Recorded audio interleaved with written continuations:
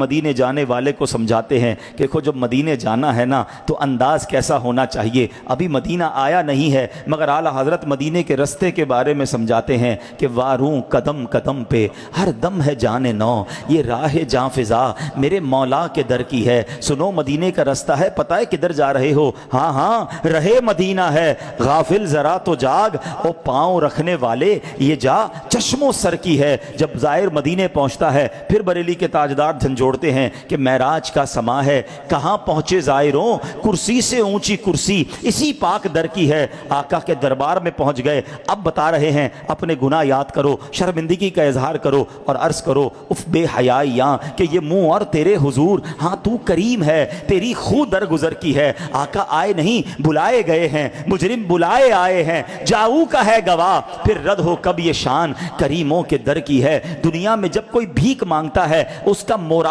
Down ہو جاتا ہے، اس کی جناب خود اعتمادی ختم ہو جاتی ہے. بھکاری کب خوش ہوتا ہے؟ بھیک مانگنے میں تکلیف ہوتی ہے. سنو میرے رضا بتاتے ہیں ایک بھیک ایسے ہے جس کا مزہ بھی بہت ہے. ارے بھیک کا مزہ کہاں سے آیا؟ بھکاری کو لطف کیسے آنے لگ گیا؟ آپ کہتے ہیں لب واہ ہیں آنکھیں بند ہیں پھیلی ہیں جھولیاں.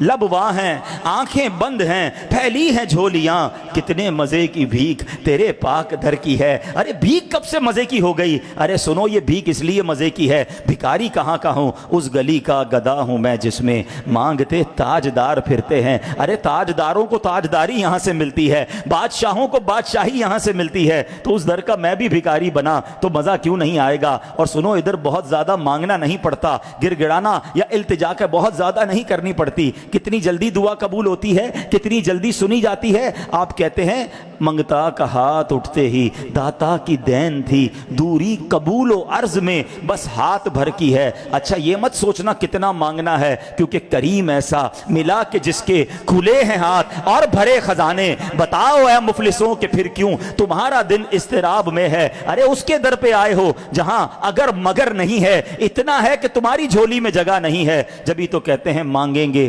مانگے جائیں گے، منہ مانگی پائیں گے. سرکار میں نہ لا ہے نہ حاجت اگر کی ہے. ارے مانگی جاؤ، ادھر تو بہت کچھ دینے والے ہیں. اللہ اکبر. میرے پیارے اسلامی بھائیوں، وہ کون سا انداز ہے جو سیدی اعلیٰ حضرت کے دربار سے سیکھنے کو نہیں ملتا؟